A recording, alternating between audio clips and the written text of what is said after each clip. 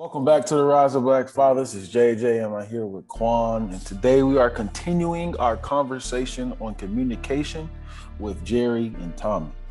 Let's talk about it. On this communication topic, I think it's important to,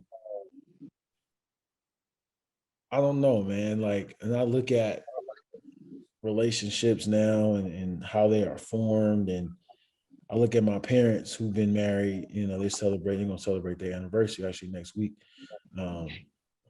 Almost 30 years. They dated for 6 years, After 6 years, you really know somebody. They know you, you know them, you know what ticks them, you know what doesn't tick them. So I don't see that often. I don't see that anymore. Where's the 6, 7 years? I mean, something my dad told me, I was kind of talking to somebody for a moment. It didn't work out. But one thing he always told me, he gave me the game, before you make any move, you got to live with that person at least 2 years. And that was his thing. He was like, y'all could be talking, it could be great, but make sure y'all still dating. When y'all dating, you live with each other for 2 years. And it's real, because when it's different, when you in the same space every day, you're sharing a space, you're getting the glimpse of what the rest of your life gonna look like. And if you don't know who that person really is, they don't know who you really are. When she having a bad day and she come in, can you handle that? When you a little upset and you tunnel vision and you not hearing nobody, can she handle that? And if you don't put that time in before, what you think gonna happen when the baby's here? Now the baby's crying, you annoyed, she annoyed, she tired. Are y'all gonna connect? Are y'all used to this? Do y'all know each other enough to help each other out when you need? So that's something that I always think about, and I'm fortunate enough to have two great examples. I lived under their roof. That you got to put the time in, before you get to that point. And I think people don't think about that. It's fun, it's exciting. I like her. It's this. Oh, we're gonna get married. We're gonna do this, and when all that's gone, did you really put the time in to get to know this person when they're having a bad day and you're having a bad day? And society is weighing on you, and how do they react to that? And money get a little tight. How do they react to that? Did you go through all those experiences before you decided to, start this family together? Yeah. That's facts, bro. And I change it to piggyback on that, bro. I feel like it's such a pressure to rush to marriage nowadays. Like I seen a girl post something the other day on Instagram. She was like, sis, a man knows if he want to marry you within the first year. It don't take 5 years for him to figure that out. And I was like, first of all, it does though. Like for me, like I always said, I'm not marrying a girl till we've been together 4+ years. And that's period. Like you said, I gotta live with you. I need to know your good, your bad. I need to see how you communicate. Like I need to know all that stuff before, because that's a decision. Like when I'm married, I don't plan on getting divorced. I don't take that lightly, and that's not a decision I'm willing to make in a year's time. Like no, we need some years on our belt before I pop that question. And if you're not okay with that, on to the next, bro. Plenty of fish out here, and I feel like it's just such a rush, and people forget that a relationship ain't easy, bro. That shit is work. But Chris Rock said it in his stand-up comedy. He said relationships are hard, but they're not as hard as people make them. He was like, it's hard for one person to move a couch, but when you got two people moving a couch, two people actively putting in the work to make that relationship work, it's a lot easier. But people they're such in a rush nowadays, and they're not willing to put that work in, put that time in to grind, to build that base, that foundation. And they just rush to build a house, and their foundation ain't solid, and everything crumbles when you get down the road because y'all never built the solid foundation starting out. Like dating is super important. Be friends, bro. Really get to learn each other. If you can't be vulnerable, my tell is if I can't be fully vulnerable with a woman, you're not the one for me. Period. Because the woman I plan on marrying is a woman I plan on being fully vulnerable with in every way, physically, mentally, emotionally, spiritually. If I can't do that with the person I'm choosing to spend the rest of my life with, then why am I marrying you? And these are the questions people have to ask themselves when they get in these relationships. Like communication is hard. Like I said, it's a skill that has to be learned. You got to be honest when it's uncomfortable, when it's comfortable, when you think it's stupid, when you think it's something small. That's the only way y'all gonna build and grow is with that honesty and vulnerability. And those are my two pillars of communication: honesty and vulnerability, bro. Without those two things, it ain't gonna never work. Communication ain't gonna never really be there. It's not. I'm gonna go off. Oh, you got something? Nope, I was just saying that's what's up. I'm gonna go off topic. I'm gonna play devil's advocate a little bit. I'm gonna make it a little interesting. How old are you, Jerry? 27. Be 28 this year. Quan, 26. Tommy, you're done, man. Yeah. You're doing your thing. You're doing your thing. You're done, man. I'm up there. But like, there's a flip side because I feel you, Jerry. I'm the same way. But I talk to a lot of girls who's like, I don't have all day, all time to have a kid.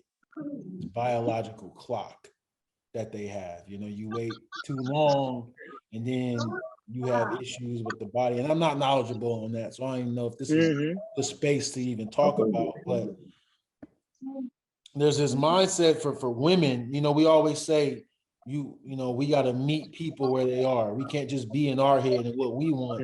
On the women's side, science says there's a ticking clock. There's a ticking clock. Yeah. When they should have a baby and when they should have it by and all that. So as men, you know, I have this 4 or 5 year plan. Let's say we wait. I'm 27 now. I would say I'm 28. I meet somebody when I'm, 28. Now I'm 32. Let's say they're around the same age. 4 years later, then what? You know, like, am I selfish for wanting to wait and not understanding that she's at a point where like my body can't have a kid? So that's why everything gets heightened. Like as men, thinking about that perspective, how does that play into our decision when we want to meet a woman? I don't know if you thought about that, but I'm just curious. Yeah. For me, I would say, what's more important to you, building a healthy relationship or having a child? Because if you just want to have a child, you can go adopt. Amen. Like, I'm not in this just to have a child and get a child of it. I'm in this to find someone that I can build a life with. And I understand, you know, the scientific, you got a time clock. You can freeze your eggs if you're that serious about it. Freeze your eggs. You can do that. Freeze your eggs. We can save my sperm, and then when we're ready, we can put them together. But for me, it's more important for me to build that foundation first before we even consider having a child. And that's just where I'm at with it. From a woman's standpoint, I get it. But it's like, if your only agenda is to, I got to rush to have a child, then you definitely not the one for me, because it seems like your only priority is just getting a child out of this relationship, which is fine, but I'm not the man for you, because I want a child, but not until this foundation is solid between us. Then we can work on building that house, having a child, building a family. But until that foundation is solid, for me, yeah, it may be selfish, but a lot of times in life, when it comes to marriage and me choosing my life partner, I am going to be selfish. Sorry. And a woman should be selfish too. But because it's not a decision I take lightly, and it shouldn't be taken lightly.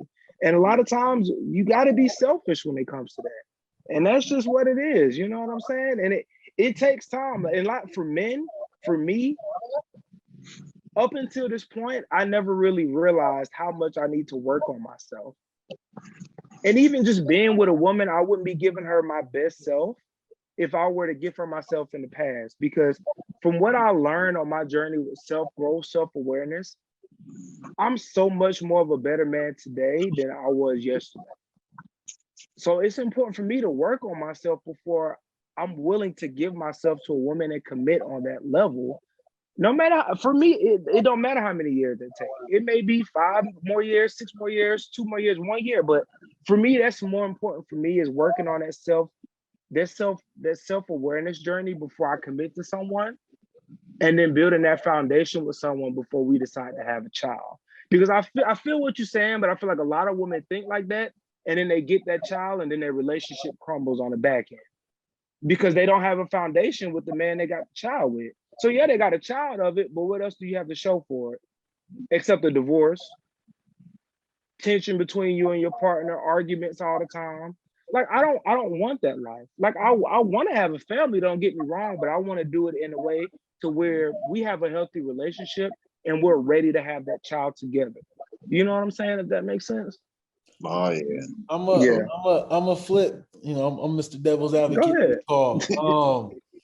Because you kind of said, you know, one moment we say, you know, women rush and they want to rush into this, that, and they got this time, but in the way you just did the same thing. You put 4 years, you're putting 4 years out there before you even meet the woman. So is it fair to the woman to have to be able to come into this relationship and you already like, I'm not going to even think about anything like that for 4 years. I don't really know you. I don't really know what you bring to the table. I haven't met you, but I got 4 years in my mind before I even consider what you're going to do. Is that really fair to the woman in that regard? I wouldn't say it's really fair, but in the same token, it's really like asking a woman, like, what do you really want? Because if your goal is just to have a child, then what are we doing? Like, I can get you pregnant right now. We can have a child in the first year. But have we built a healthy relationship? No. So what's going to happen after that child is here? So what I'm getting at, and I hear you, why is there a time? Women For me? have a time. Men, because I'm similar to you. So I'm asking you while asking myself, why is there time? I got y'all. Why is there not qualities? Like why is there not, I want this in the relationship. I want open communication. I want somebody I can be vulnerable with. I can be this, that, and another. And when those things are met, then it's time. What is this? Yeah. Why is there a even time frame? It's, to me, I feel like, and that's something I'm working on. What do I want in my relationship? What do I want the woman to bring? And if I see a woman that brings those things, then when our time is right, our time is right. I don't have a time clock. I don't have a 2 years and 3 years together. Then it's time. Like, why is there this concept of time that we have? Because we don't want women to have a time frame on us, but in a way, we as men, we have this, you just said it, and I have said it in the past as well. And I say, like my dad just said it, there's this 2 years you live together. And it's like, why is there a time? That time comes from society, bro. Yeah. Talked about it before. It's from societal norms on the male and the woman. People get pressured into whatever. But it's a perfect topic of that we're talking about is communication. Because I would feel like if I have my partner, if we communicate effectively everything we want in life so that we can build up the life that we want, and if we are truly have that bond and connection and that love, there should be no time when the time is right for us to get married, and you're like, damn, I see her for the rest of my life. We've talked, I know where she's at. We have that. Fuck what anybody else think. Shit, any partnership, any marriage is two people. Everybody else is spectators. They just extra noise, just extra noise. As long as that bond and connections with that person and the communication is on point, it's up to those two people to make their life decision. Is how I take it. Money, man. Yeah. I mean, and I'm not saying this as to say like I got the answer, because I say that I'm talking to you, but I'm talking to myself. You know, that's something I struggle with. Is like having these expectations or having this time in my head of how it feels, and it's like, yo, stop looking. You know, like I think I'm not looking, but in a way I'm looking. You know, so it's like I don't have the answer, but I do want to at least address it. That I'm doing it as well. And I feel like, and I hear it all the time. We talk to our boy Justin on another podcast, you know, he's in a 6-7 year relationship, and they both came together and didn't want to be together.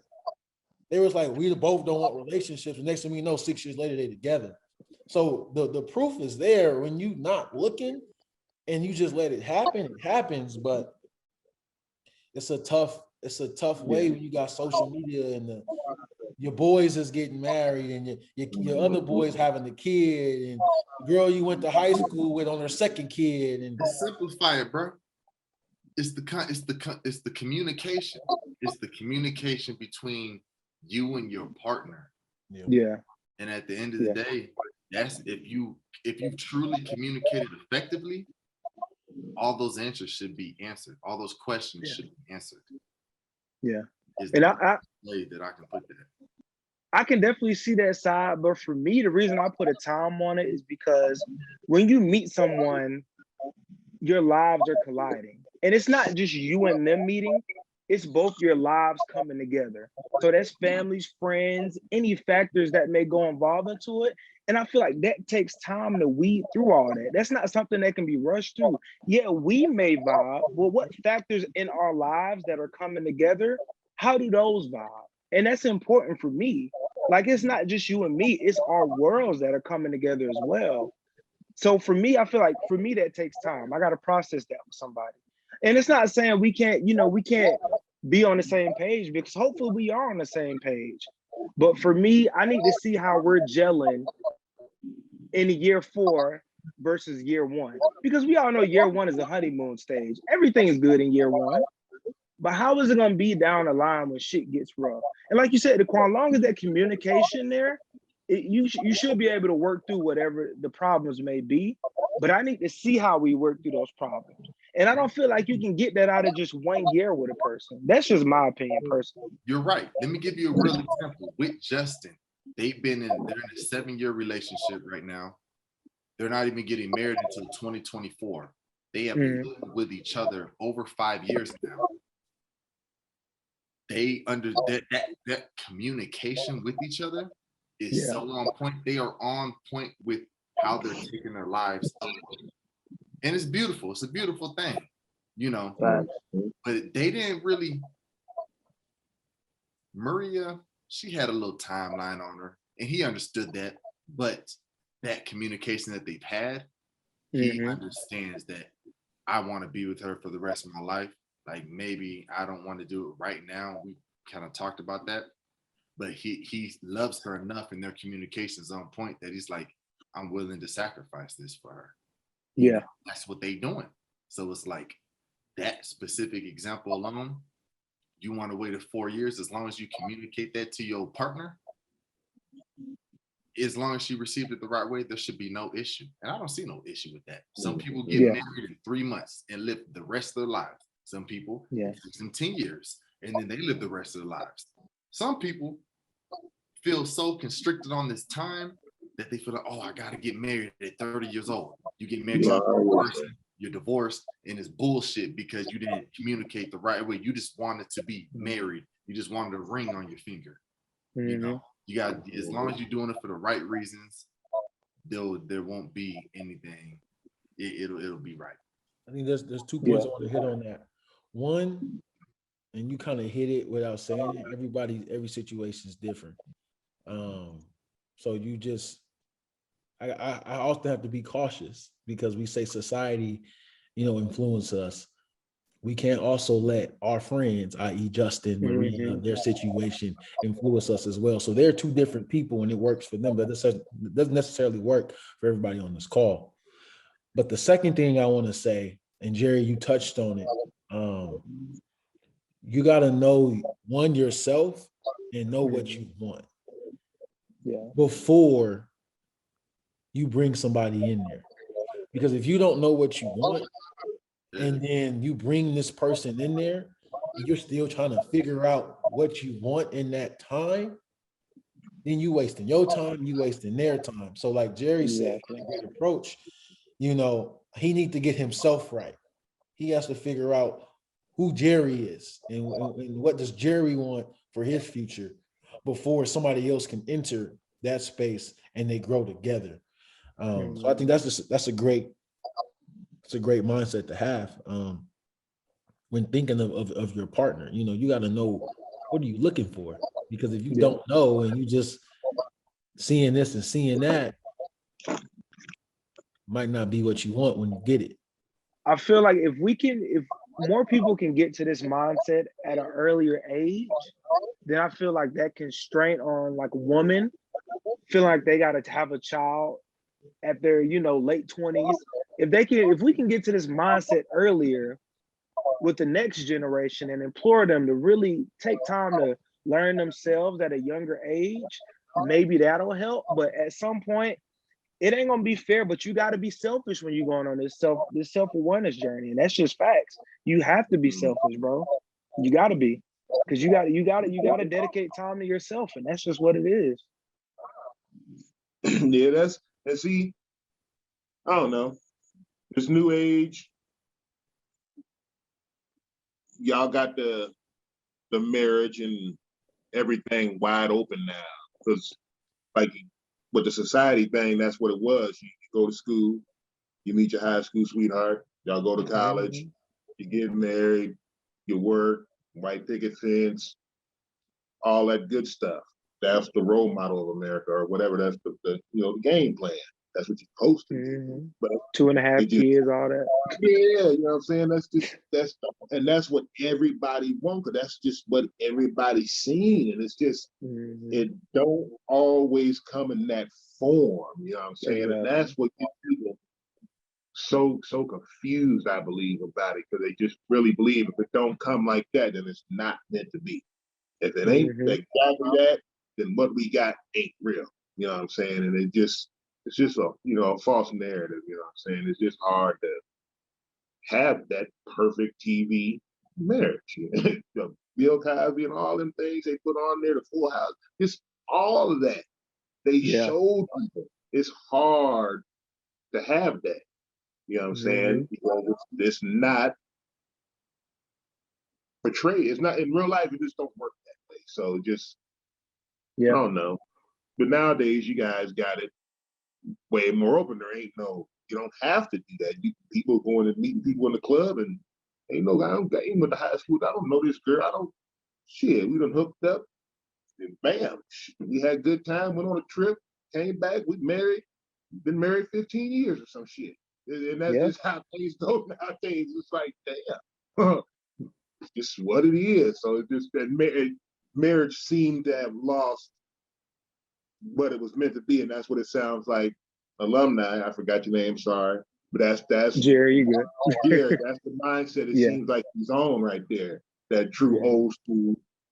We gonna figure this, what we both gonna be on. You know what I'm saying? Set up so we can go and just prosper and not have to struggle and divorce and fighting and just all that comes with the rushed marriage, the rushed life, the popcorn babies, you know, it's too much popcorn, instant, put it in the microwave, bam, done. You ain't got to put nothing on the stove no more. You ain't got to cook nothing in the oven. It's just crock pot, air fryer. You know what I'm saying? It's just let it simmer, man. Look. And it's gonna turn out how it turned out. Yep. Yeah. I think it's important. It's important. On the flip side, I'm hearing this, something that keeps popping in my mind, and I want to say it. It's important to be real with yourself with what you want. I say that to myself because there was a time where I told myself I wanted to be in a relationship. So I went out and seeked the relationship. And when I got in that relationship, I really didn't want to be in a relationship for what it meant to be in a relationship. I like the idea of being in a relationship. I like the idea of being with this person. There we go. But do you really want to be with this person? For better or worse, when shits get rough, are you willing to put yourself aside and be there for that person? And I think that's the definition of being in a relationship. And society doesn't teach that. Society doesn't tell you that. When the shows you mentioned, the Cosby Show, for instance, I don't know we can talk about the Cosby now, but you get what I'm saying. The show itself, they was there for each other. That's what it was. They worked. When something was bad, she checked him, he checked her. That's what it is. It's work. And same with my mom and dad. stuff got bad, it wasn't always great, but at the end of the day, they wanted to be there for each other. So if you're with someone and you don't want, that person trips and you like, man, fuck them. You're not like, hey, why are you tripping? What can I do to help you get into a better state? That might not be the person you need to be with. So I think we need to change our mindset of what it means to be in a relationship. And when you come across a woman that you feel yourself like, when it's good, it's good. But when it's bad, I don't want to deal with her. We got to be real with ourselves with saying, hey, maybe this is not it. I don't need this girl in my back pocket for when I want a late night creep or I want to go out. Like, be real with yourself and be like, I'm not going to waste her time. I'm not going to waste my time, because it ain't like that. Yeah. And just to piggyback on that real quick, I think it's honest to communicate with yourself too. Something that's really helped me in this process is really differentiating my wants versus my needs. I may want to be loved this way, but how do I truly need to be loved? And when I ask myself, how do I need something, it changes my perspective. Because like, I need water, right? I need water, but I don't need that soda. It's a big difference that I want that soda, but I need water. When you need something, it changes how you view that. So like you said, you wanted to be in a relationship, but then you realize you didn't really need to be in a relationship at that time. So I feel like for any man out there who's questioning themselves in regards to this, ask yourself, do you want that or do you need that? Because if you just want it, it's not gonna last. But if you feel like you truly need that, ask yourself, what do you need in another woman? Not what you want. Of course, we all want good looks, but what do you need internally? What is that woman gonna provide for you that you need? Is she gonna provide for you the things you need and love you the way you need to be loved as a man? Or are you just gonna go after what you want, what looks good, which is never gonna last because that's temporary. So I just change the way I think about it, change your vocabulary, and replace want with need. Do I want this or do I need this? And continue to ask yourself your question whenever something arises and you're trying to figure out what you want to do. Do you want it or do you need it? And from there, it'll change how you view it. Because if you need it, you'll know you need something. But you know when you only want something versus when you truly need something. You know what I'm saying? Oh yeah. That's helped me, yeah. That's really helped me on this journey, bro, for real, a lot. Want versus need. What's up? Yeah. What y'all think about even communication with family members? So we already hit kids, how we can improve. We hit partnerships with our significant other. I don't even know if there's even anything that you question at all, but like, I mean, it could be open to anybody else as well. But like, just communicating with our friends and family members, Shoot, I got one just because I went home last week and me and the fam, we had some real deep conversation just about some past family traumas we never really addressed until now. For us, it was really about comprehending, being open-minded, being honest, and being vulnerable with one another. And it's about respecting each other's views, but at the same time, being able to be harshly honest.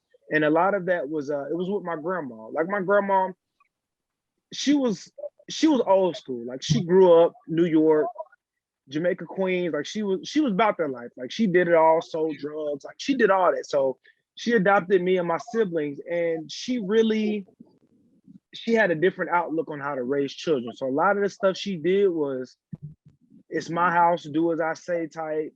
I'm the disciplinarian. You don't question my authority. So that's how we was raised. But me and my sister, we talked about it a lot as we got older and how that affected us as adults, growing up and matriculating through life. So certain things we talked about with my grandma, and she, like, we all broke down and she cried and she was like, honestly, I just did the best that I knew how to do. And a lot of times that's all our parents are doing is just raising us the best they know how to do.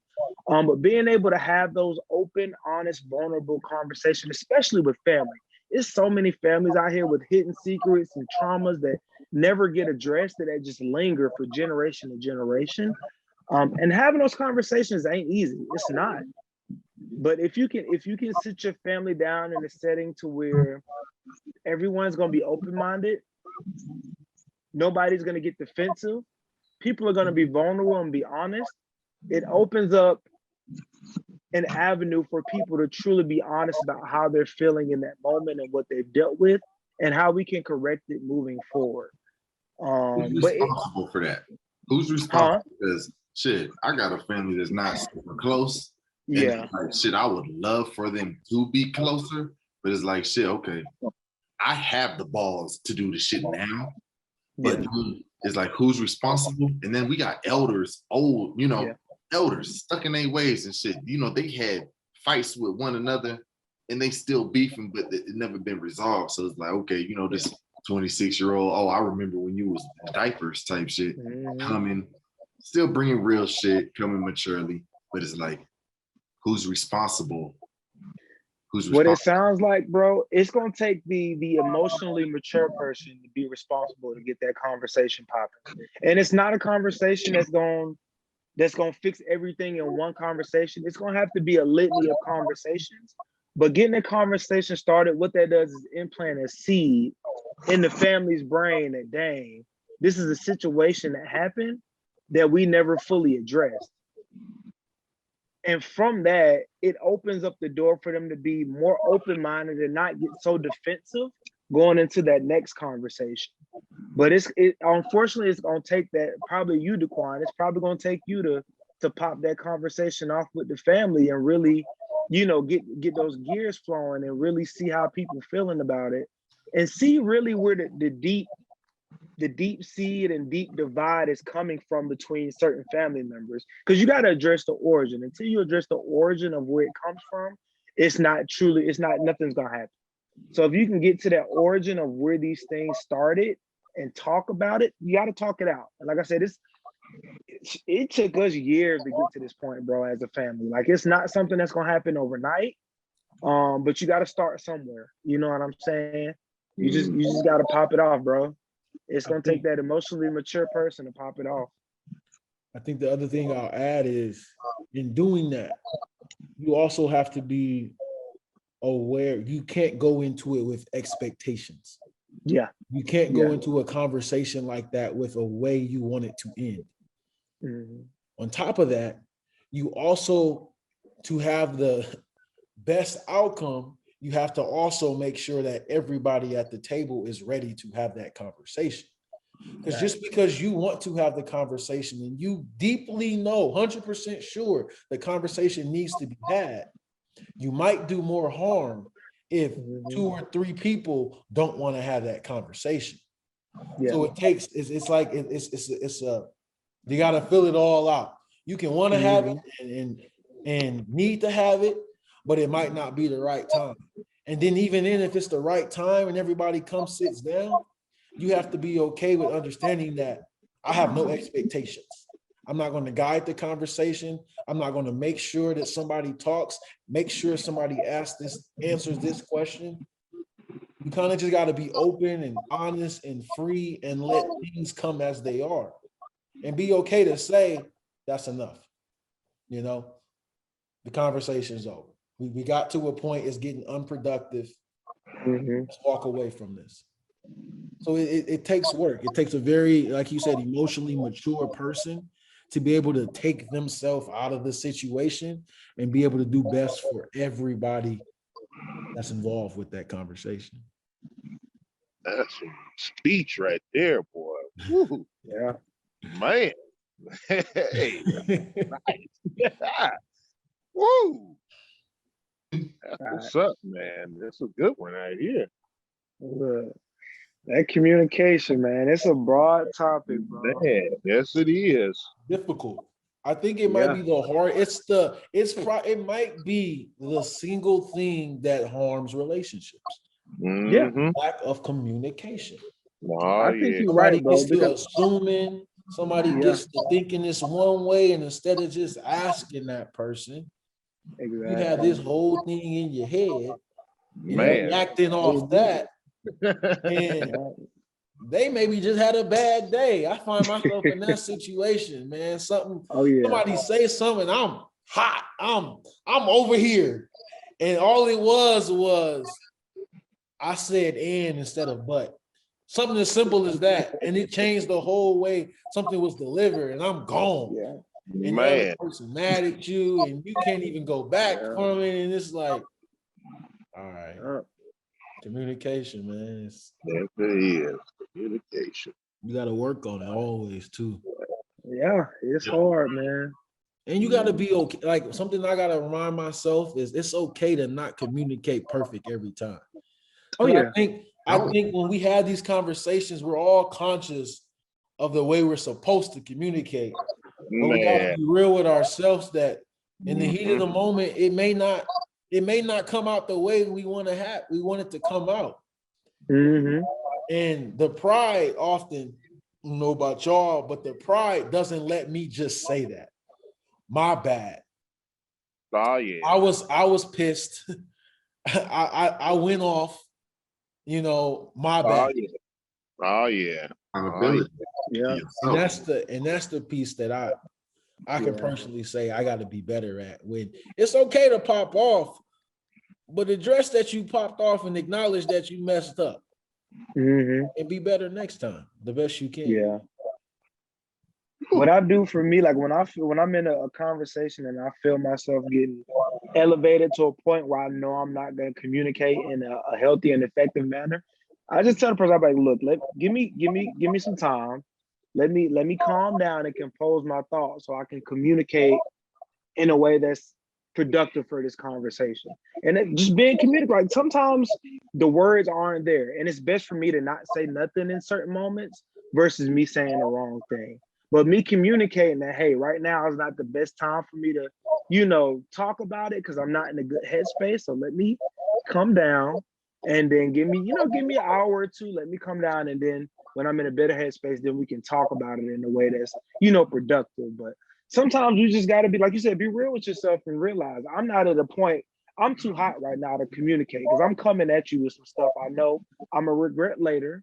So let me just chill before we even have this conversation. And if you're with somebody that's understanding, they'll understand.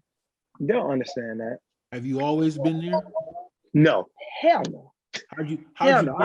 How'd you get there? Because you sound like a Zen master right now, bro. Look, Because when man, I'm in the moment, ain't no telling bro. myself to breathe. I need to walk away. I'm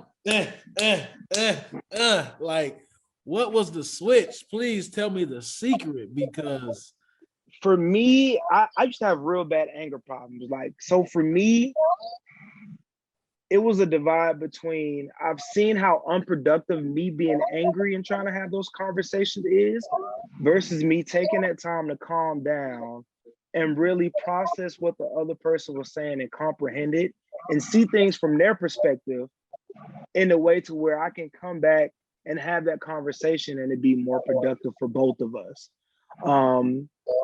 And I had a therapist tell me that she was like, when you get to those points, remove yourself from that situation, calm yourself down, process the information that was, given to you, try your best to see things from the other person's perspective before you go back and talk to them. And in doing that, it really helped me. Like Quan, the text thread I sent you the other day with old girl, like that really helped me because of her background. I took a step back and I was like, you know what? I ain't gonna trip. I'm not gonna pop off. Let me see things from her side of things and her experiences with, sexual abuse and working with those type of victims and where she's coming from. So from that, it helped me better understand, okay, now I can kind of see why she was tripping on me using those terms, woman, female, instead of partner. So that gave me the opportunity to see things from her perspective versus her and her seeing things from my perspective, which gave us the ability to both grow and be better as people, growing and building our relationship as friends. So that helped me. And like I said, it's not an easy thing, bro. It took me years to get here. Like it's constant work. And I'm just at a point now to where I don't have the energy or time to be angry. You know what I'm saying? Like I would much rather have positivity, and like everything ain't gonna always be peaches and cream, butterflies, sugar, and all the time. I get that. But for me, being able to find positivity in negative situations gives me a certain relief inside. And that's what I'll look for. Like when I get angry, I'm like, okay, how can I find what's the light at the end of the tunnel in this situation? What's the positive I can take out of this versus the negative? Because it's easy to pull negative things out, but it's hard to find those positives. But those positives you do find, hone in on them and focus on them. And like I said, if it's a conversation with family, relationships, woman, if it's somebody you love and you're willing to put that work in to be better and do better as a person, to communicate better with them, then you'll be more willing to take that time out and remove yourself from a situation when you feel like I'm too heated to talk. But if you're with somebody who you don't really care, it's gonna be a little bit harder to remove yourself. So that's how you can kind of differentiate between, you know, how you're feeling about it and how to kind of communicate with the other person. And a lot of it truly is understanding the person you're in communication with as well. I don't do good with negative situations. Now I don't. Like if you're yelling, I'm not gonna talk to you. We can talk when you calm down, but the yelling, cussing, being disrespectful, I'm out. I'm not even gonna say nothing. I'm gonna let you have your piece and I'm gone. Because I can't. I'm at a point now to where, like I said, I don't have the time and energy for that. If you can't communicate to me in a way that's healthy, like you don't have to cuss, you don't have to be disrespectful. Let's just talk it out. We're adults. Why can't we have an adult conversation? And that's just how I view it. And that's how I approach it now.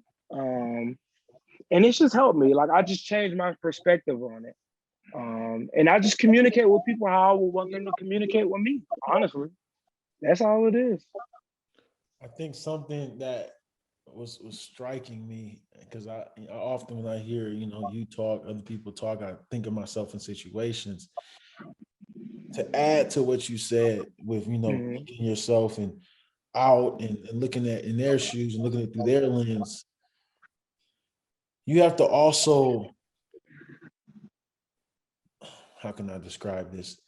You got to be able to understand, like that person has to do the same for you. Yeah. Because the times that I've found where I've been trying to see the other side and explain where I was coming from, and that person's not willing to take themselves now out and see it through my way, it's like I can't be the only one trying here. Yeah. I can't be the only one looking at your perspective. You're not gonna cut me a break. I can cut you a break when you have your moment, but you're not gonna cut me a break to see it through my lens. And we have to be able to walk away from them people, like you said. Yeah. The producers. You know, when you see those signs and you see those people that's not as open as you're trying to be, and they don't recognize that you're trying to be, you got to be able to say goodbye. Yeah. I know it's getting late and I don't want to stretch it out a whole bunch, but I do want to add, like, for the communication, how can I say, is better communication with somebody on your education level? I don't care how long you've been in school. If you have a want and will to be a better communicator, then I can communicate with you because I know you're actively working on those skills. No matter what your degree is, how long that don't matter.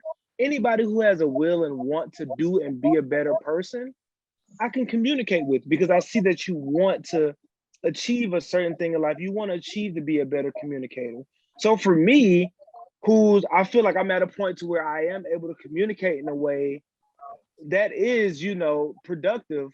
I feel like I could be able to help you in that sense if you're trying to get to the point that I am. You know what I'm saying? I feel like I can help you. So I don't think it has anything to do with, you know, college degrees or your education level. It's just the will and want to do and be a better person in life in general, be a better human being. Honestly, is what it is. And anybody can have that. I'm not saying the education part. I'm just saying the opening the brain that it does for people. Yeah. You know, like I conversate with Quan, it leads to a whole bunch of different stuff. You know what I'm saying?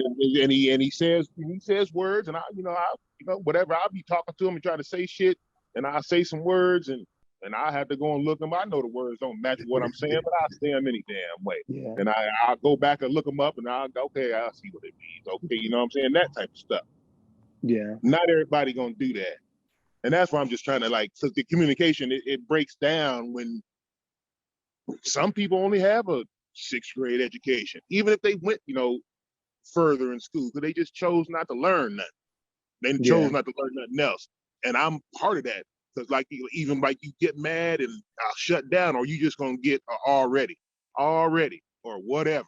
You ain't gonna get too much more explanation, because I might not fully know how to express myself at that moment with the words that's gonna help you comprehend what I'm even trying to express to you. So I just give you already, whatever, man.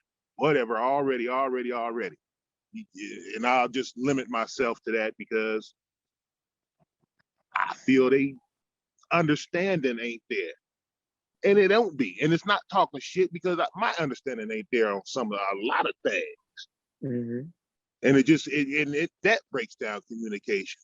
I don't know why I brung it up, but it just I know that plays a part in it. And it sucks, but it's I'll add to that.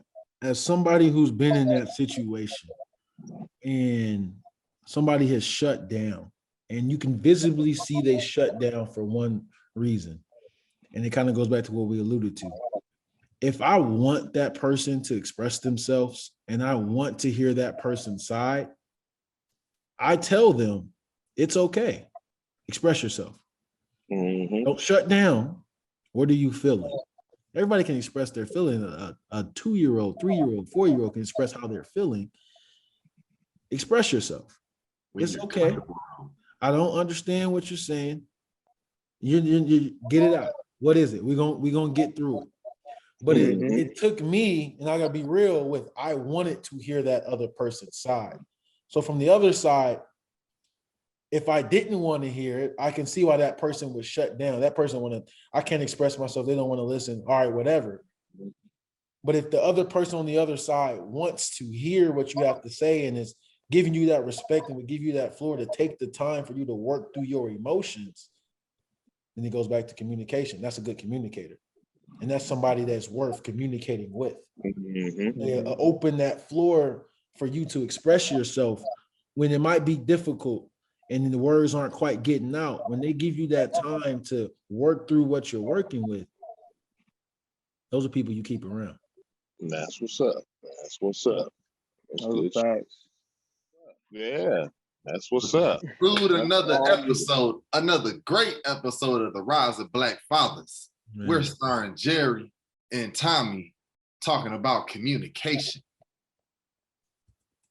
We'll see y'all next time.